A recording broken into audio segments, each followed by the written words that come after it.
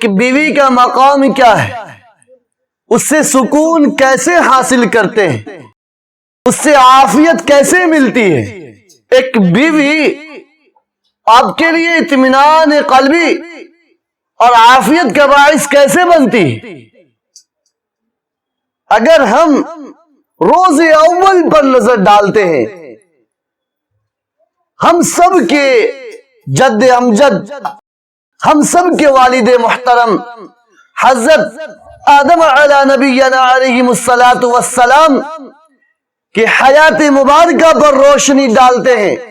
نظر ڈالتے ہیں۔ حضرت آدم علی نبینا علیہ الصلاۃ والسلام کو جب جنت میں اللہ نے زندگی عطا فرمائی اور جنت کی نعمتیں عطا فرمائی، جنت کی باغ بہاریں عطا فرمائی، جنت کی آشائشیں عطا فرمائی، جنت کے پھل فروٹ عطا فرمائے، جنت کے میوزات عطا فرمائے، جنت کے محلات عطا فرمائے، جنت کی نہریں عطا فرمائے، جنت کی دریائیں عطا فرمائے، جنت کی باغات عطا فرمائے، جنت کی سرائیں عطا فرمائے۔ اس کے باوجود حضرت آدم علیہ نبینا علیہ الصلوۃ والسلام بے چینی محسوس کر رہے ہیں۔ وہ ہمارے والد ہیں، آپ کے والد ہیں، ساری کائنات کے والد ہیں، سارے نسل انسانی کا وجود انہی کے ذریعہ ہوا ہے۔ وہ بھی ایک عورت کے بغیر، ایک بیوی کے بغیر، ایک خاتون کے بغیر بے چینی محسوس کرتی، وہ بھی اس مقام پر جہاں اللہ کی تمام نعمتیں موجود ہو، جہاں آپ کی ہر خواہش پوری ہوتی ہو، جہاں آپ کا ہر آرزو پورا ہوتا ہو، اس جگہ پر حضرت آدم بے چینی محسوس کر رہے ہیں۔ آج بیویوں کے ساتھ جو ظلم ہو رہا ہے،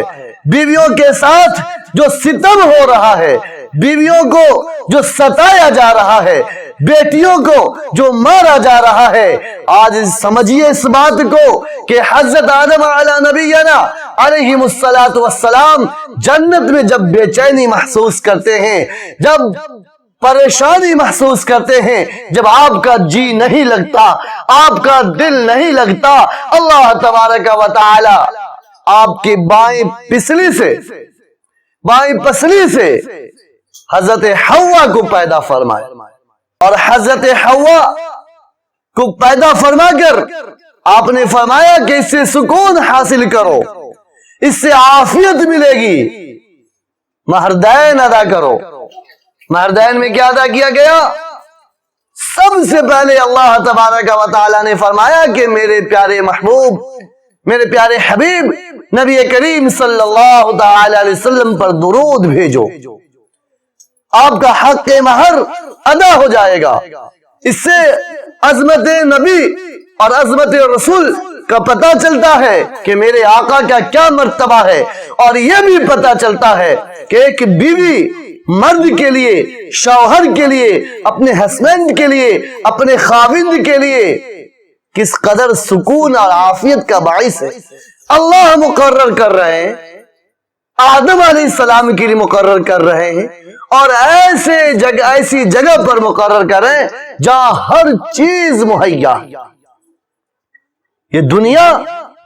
دنیا کی بات ہی نہیں کرتا۔ دنیا میں تو بیوی اگر نیک ہے، صالحہ ہے، تو آپ کے گھر کو وہ جنت بنا دے گی۔ اگر آپ نے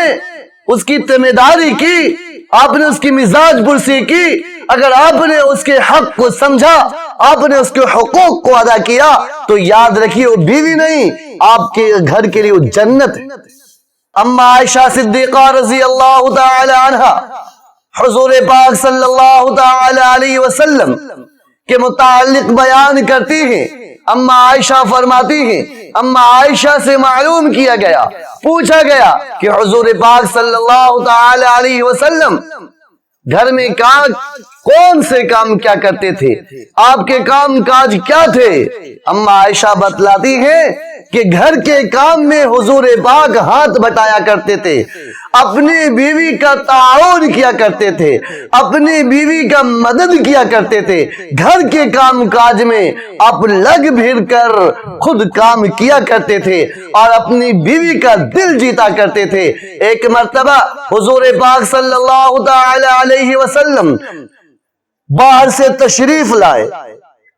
گھر میں جیسے ہی داخل ہوئے آپ نے دیکھا کہ اماں عائشہ صدیقہ رضی اللہ تعالی عنہا پانی نوش کر رہی ہیں، آپ کے ہاتھ میں پیالہ ہے، اماں عائشہ کے ہاتھ میں پیالہ ہے، پانی نوش کر رہی ہیں، پانی پی رہی ہیں۔ حضور پاک نے فرمایا کہ عائشہ کچھ پانی کا قطرہ میرے لیے بھی چھوڑ دینا، کچھ پانی میرے لیے بچا دینا۔ اماں عائشہ ٹھہر جاتی ہے، پانی پینے سے رک جاتی ہے۔ اماں عائشہ فرماتی ہیں کہ جب حضور پاک صلی اللہ تعالی علیہ وسلم میرے زانو کے پاس آ کر بیٹھے، میرے بغل گیر ہو گئے، میرے بغل میں آ کر بیٹھ گئے، میں نے وہ پیالہ پیش کیا، حضور پاک نے فرمایا کہ عائشہ تم نے اس پیالے کے کس مقام سے ہونٹ لگا کر پانی نوش کیا ہے؟ اس مقام سے یا اس مقام سے یا اس مقام سے یا اس مقام سے یا اس مقام سے؟ اماں عائشہ فرماتی ہیں کہ میں اس مقام کی نشاندہی کر دیتی ہوں، میں اس مقام کی نشاندہی کر دیتی ہوں، اور حضور پاک پیالہ کو یوں گھماتے ہیں، اس کے بعد اسی جگہ سے اسی حصے سے آپ اپنا لب مبارک لگا کر ہونٹ مبارک لگا کر آپ پانی نوش کرتے۔ حضور پاک صلی اللہ تعالی علیہ وسلم اسی مقام سے پانی نوش کرتے ہیں۔ یہ بیوی سے الفت، اس کا نام ہے بیوی سے پیار، اس کا نام ہے بیوی سے محبت، اس کا نام ہے بیوی سے وفاداری۔ آج کا شوہر، آج کا خاوند بیوی کے حقوق کو ادا نہیں کرتا، جب جس وقت جیسے چاہتا ہے ڈپٹ دیتا ہے، جیسے چاہتا ہے جھڑک دیتا ہے، بار بار اس کو ماں باپ کا طعن و تشنیع دیتا ہے، اس پر برے الفاظ اور برے القاب سے اس کو پکارتا ہے۔ حاضرین، یہ بات یاد رکھنے کی ضرورت ہے، وہ آپ کی جیون ساتھی ہے، وہ آپ کی رفیقہ حیات ہے، وہ آپ کی دکھ سکھ کی ساتھی ہے، اس لیے اس کو اپنا پن بتلائیے، اس کو اپنا پن دکھلائیے، ان کو درسائیے کہ اپنا پن کیا ہوتا ہے۔ ایک باپ اپنی بیٹی کو اکیلی کالج نہیں بھیجتا، ایک باپ اپنی بیٹی کو اسکول اکیلی نہیں بھیجتا، ایک باپ اپنی بیٹی کو